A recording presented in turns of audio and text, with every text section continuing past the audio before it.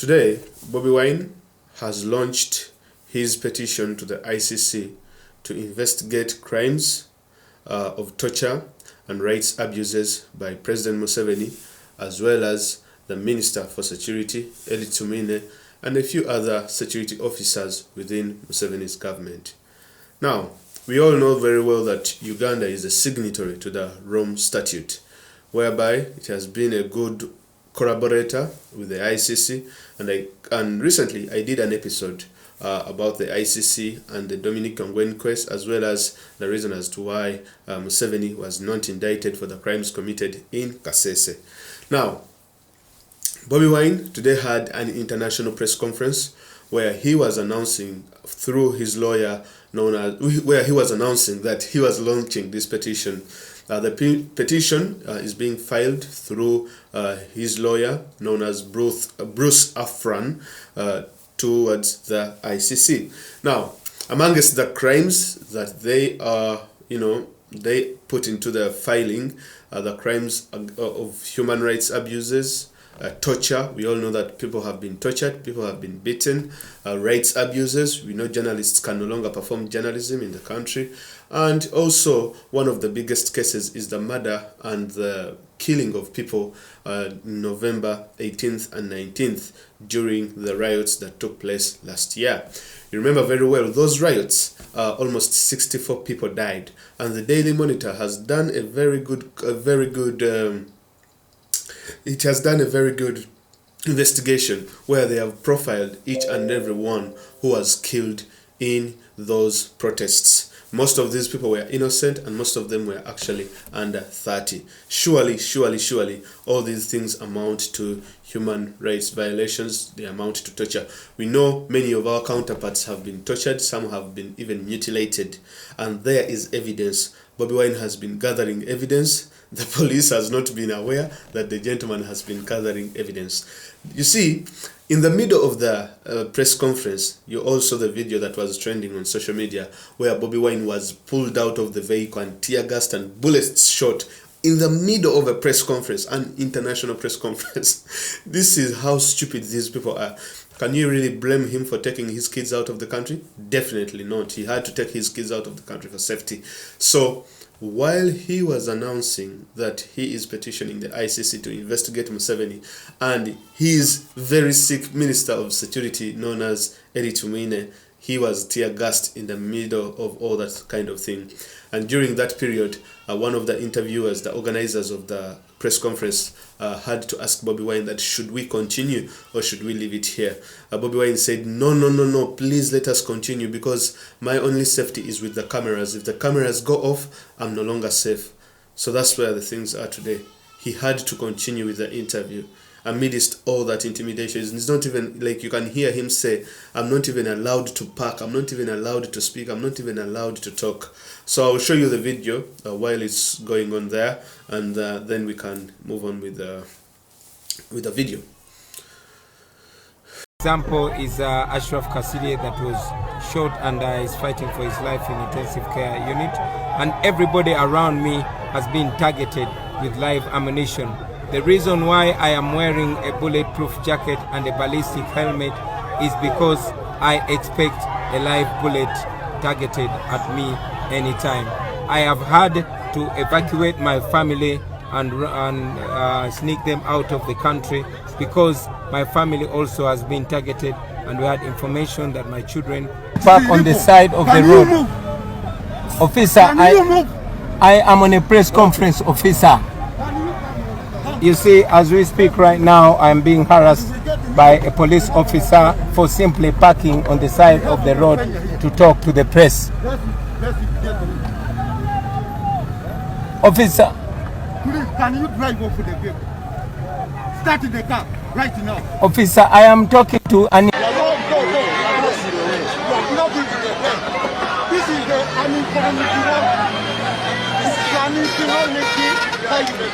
can you move?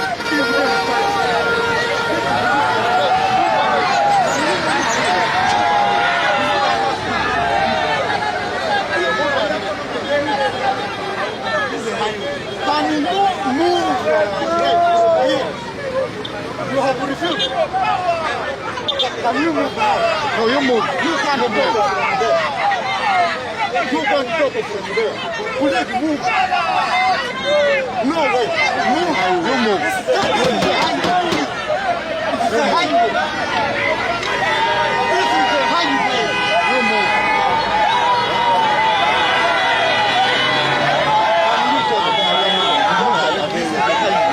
You are capturing him with a highway. You are blocking other road users. As you can see, I'm being arrested. This is a presidential candidate.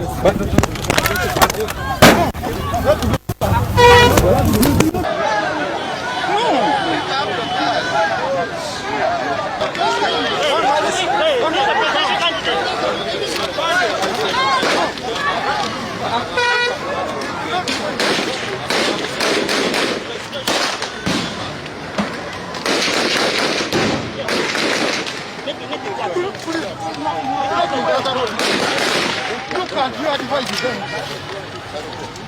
This is an economic road. You are blocking it. Which international? I mean, that's by international commission. Please move. Sir, you are breaking the law. You want to see something the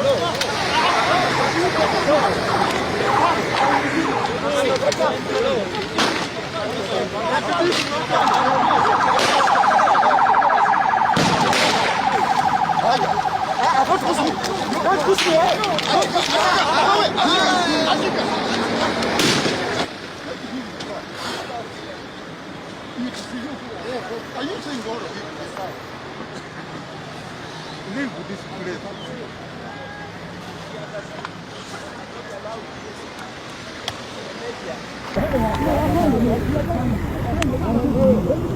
What do you want?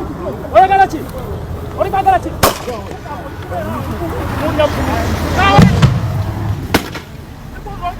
All right. So as you have seen that these guys used brutal force. The gentleman is known as Ansuri Muhammad. Is the one who commanded or who took part in brutalizing Bobi Wine in the middle of an international press conference where he was actually trying to announce that he is petitioning the ICC to do what? To investigate President Museveni and his security minister known as Tumwiine. You see, these days there is a very big clampdown of people in Uganda, and I think the clampdown might not be as a result of the election. It might be due to elections, but also these guys are covering their tracks and they are trying to patch up.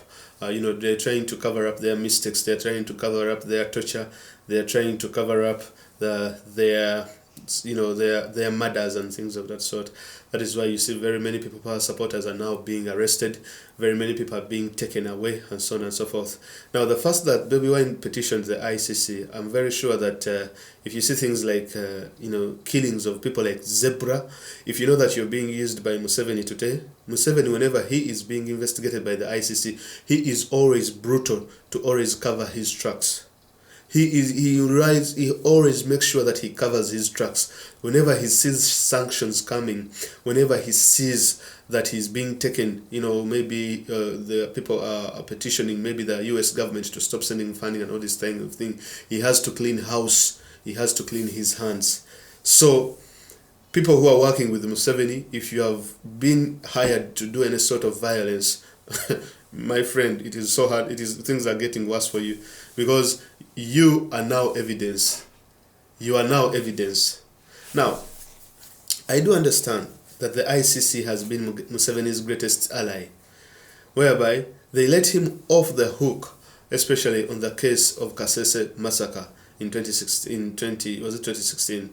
Yeah, where the Rwenzururu kingdom was attacked and people were beaten and people were murdered, women, children. The ICC said that it was done in self-defense. They also said that the Rwenzururu kingdom had a militia known as the Chilumira Mutima, who were being used by the kingdom to attack the state. So that's why they said they came to a conclusion that the wrath that Museveni unleashed to these people was actually justifiable. They also said, because you cannot say that it was justifiable when children and women were killed. But of course, behind all this, it is because there was an ongoing case that is now done.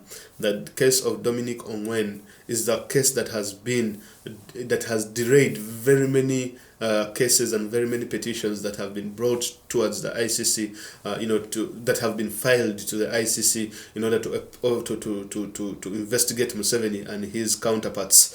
That's why you see that now that the case of Bobi Wine is solved, is done, we believe that the ICC right now should get its full force and investigate these crimes committed by Museveni regime.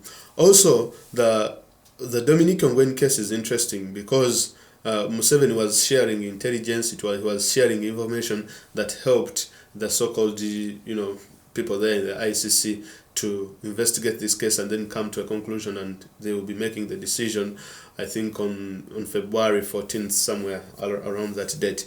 But what is interesting is that Museveni was the custodian of evidence by then in the Bobi Wine case.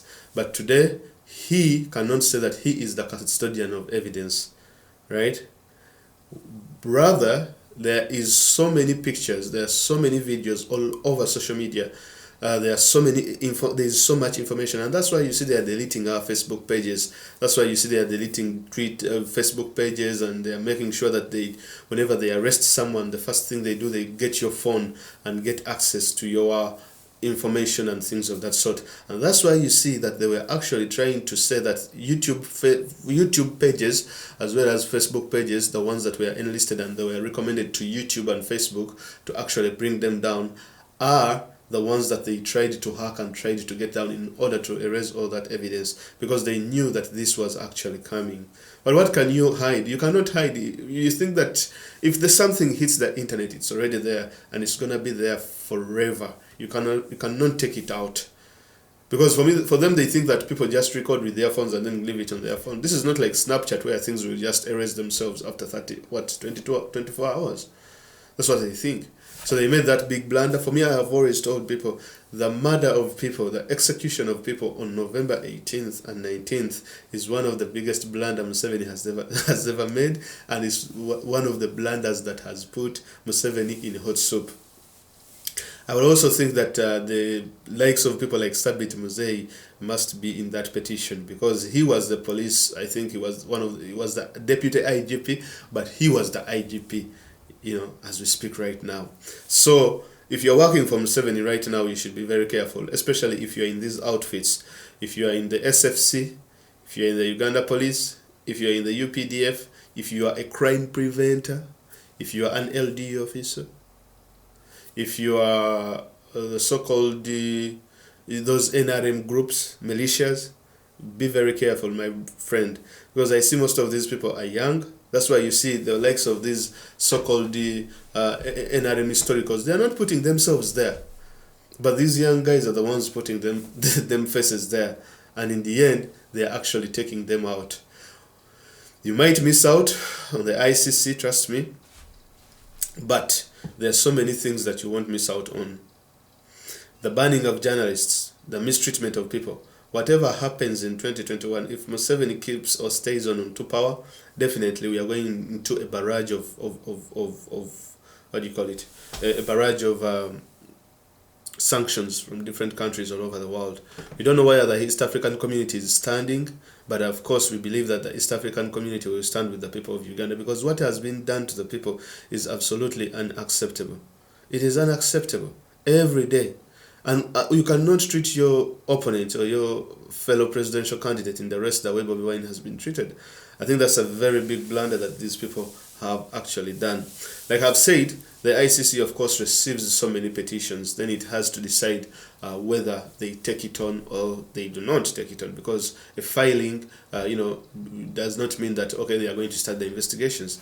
No, a filing, when you file, you wait a couple of months or days or years, and then afterwards they start an investigation into the matter. Now, depending on what happens on January 14th, so if at all we take power, of course the matter has to be, it has to be taken on, because we shall be in a period of bringing the country together and everyone coming back together, so that after the election we need to make sure that we calm people's hearts down and we make sure that we bridge the gaps and bring back the entire country.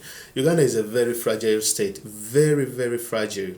We have around, I think, 52 tribes in the country. And you know, the issue of tribes in Africa is a very, very complex issue when it comes to modern states of Africa.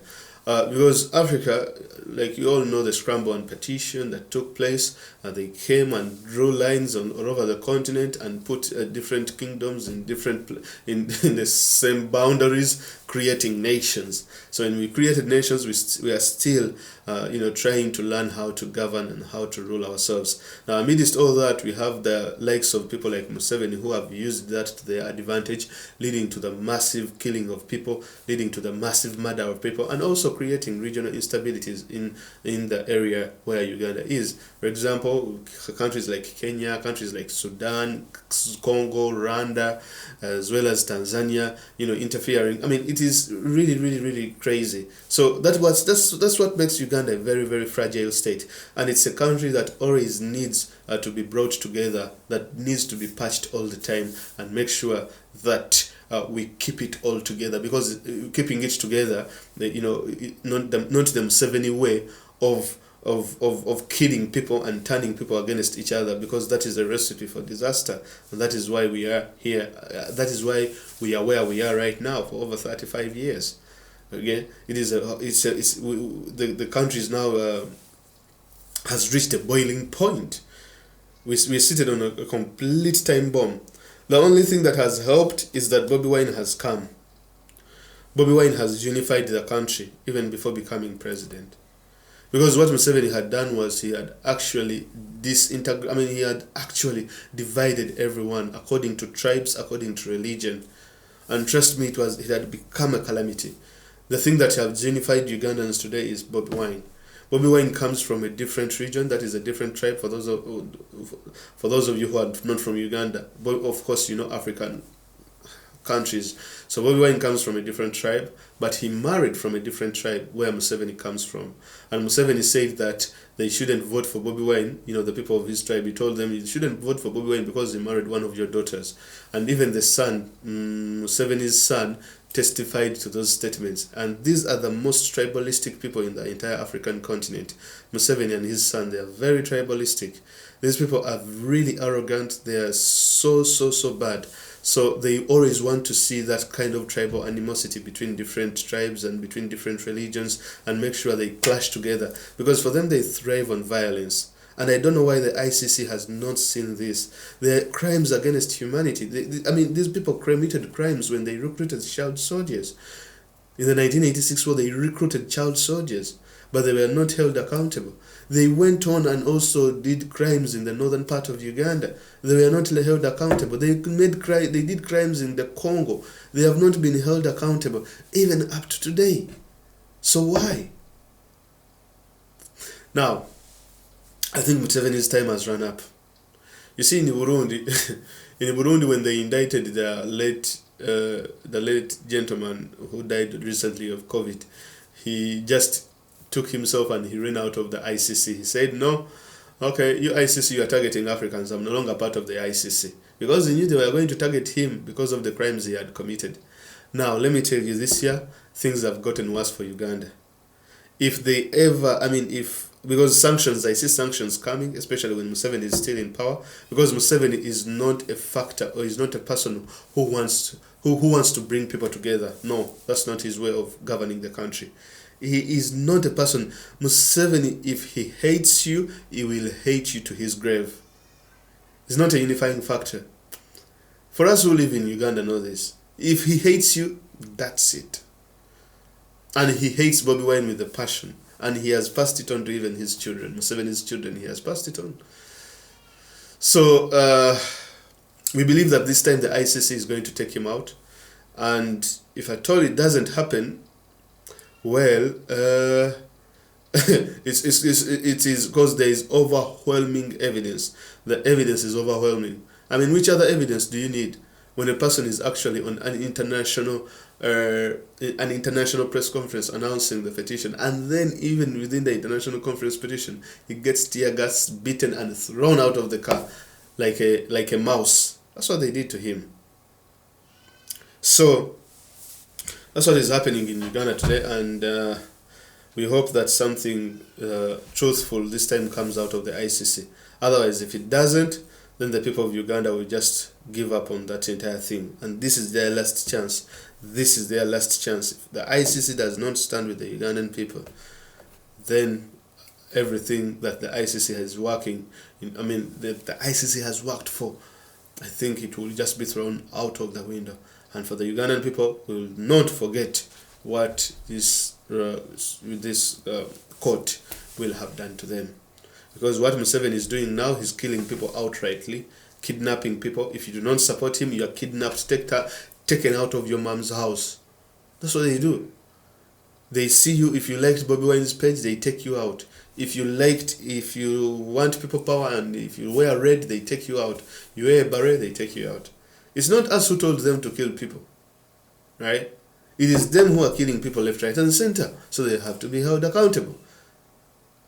So I think it's a great move by Bobi Wine, and it's going to create a rush and a panic amongst the security forces. At least it's going to create a panic amongst them, and we'll see what happens.